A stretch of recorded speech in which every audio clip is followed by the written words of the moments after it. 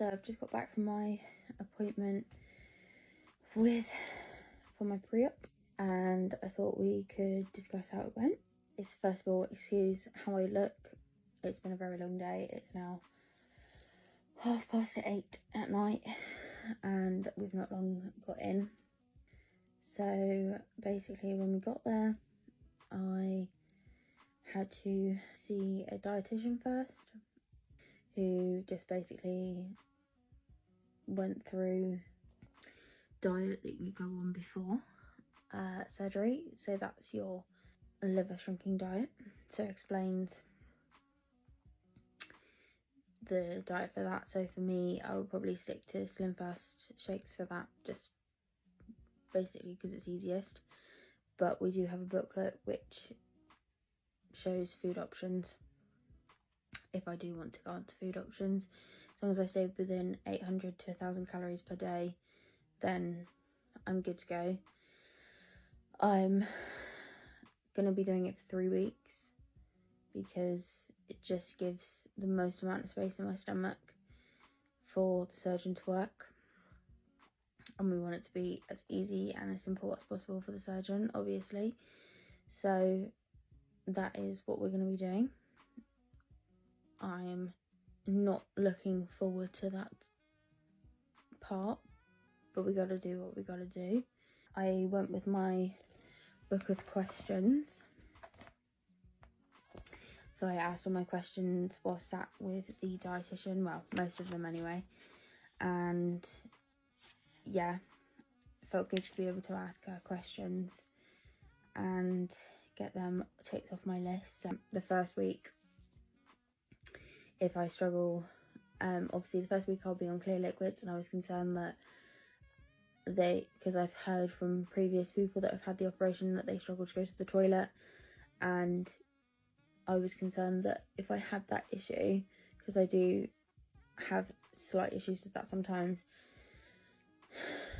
that I wouldn't be able to take anything for it, but I can take clear laxatives if I need to, so that's great. And we basically just talked all about mentality of eating foods and how foods make you feel when you eat and things like that, and how that's going to change afterwards, and you should eat the right foods for you and your body, and foods that are going to make you feel full and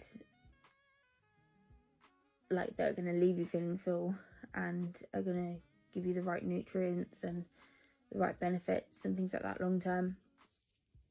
So we had a long chat in there. That was good. Pretty sure we then went back into the waiting room. Then I got seen by my surgeon, who did I believe a weight check. Yes, I did a weight check then. Then we went in to see him and he filled some more forms out. He had a feel of my stomach again, and we had a general chat about the surgery. Yeah, just had another conversation with him, so that was nice, and filled out some questions that he had for his forms, and then went back in the waiting room, and then I saw a specialist nurse, I believe, and we filled out more questions, loads of questions, but that's to be expected. That's what this pre-op is for. And then we did an ECG, blood pressure, O2 level check, and I took some blood tests, but I have to go back and have another thing of blood tests done because I'm just out of the margin of how long it has to be before you're up.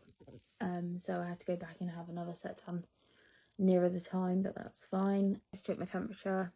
I'm not sure that she did anything else, but we had discussions and stuff. So I have to remove my nails for surgery. I have to take any piercings out that I can. That one she thinks that I can leave in and just put tape over it, so that's good because I don't know how to take that one out.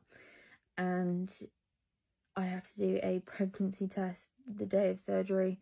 I have a pot to pee in, So that's fun. Not that there's any chance of me being pregnant, but there we go. She said everyone has to do it under 60 unless they've had a hysterectomy or are a male. She's given me some paperwork about like the day of surgery. I can't eat past midnight the night before because my surgery's at 7:30 in the morning. No, change that. I go in for 7:30 in the morning, but my surgery will be, fingers crossed, in the morning. Depending on, apparently there's me and another lady on the list for that morning, and depending on whether or not they've got diabetes will depend who goes first. I've been advised to do the 2 nights because they give you a maximum of 2 nights in hospital, and I've been advised to take the 2 nights just so that then if I have any issues I can get the medication that I need or the support that I need and just be reassured that everything's there. So I'm going to take the 2 nights. I need to get liquid meds, or my meds that I take every day, I need to get them in liquid form or crushed form so that I can take them with me for day of surgery. And I have to do that, have them like that for 2 weeks after surgery. And also I found out from the dietitian that after I've had my operation, they give you advice of like clear liquid for a week, and then after that you'll go on to like baby food for 2 weeks, and then after that it'll be like mashed food. And she said that your body will tell you, because basically after you've had it your stomach will be really inflamed, and it's basically the amount of room you have for the food to, or the liquid to go down. And so when your stomach is swollen, or when the room for that to go down is swollen, there's not much room to go down, hence why you can only have clear liquids for the first week. And she said your body will tell you if it's not ready to move on to the next stage yet.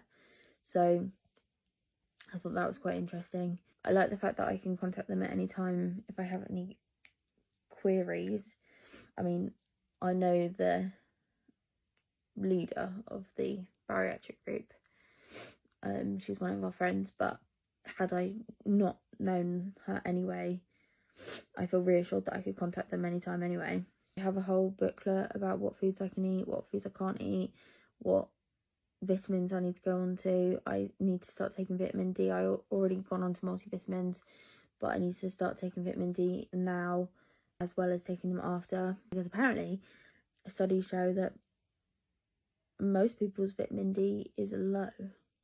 So he suggests that I take it now and then it will help me afterwards as well.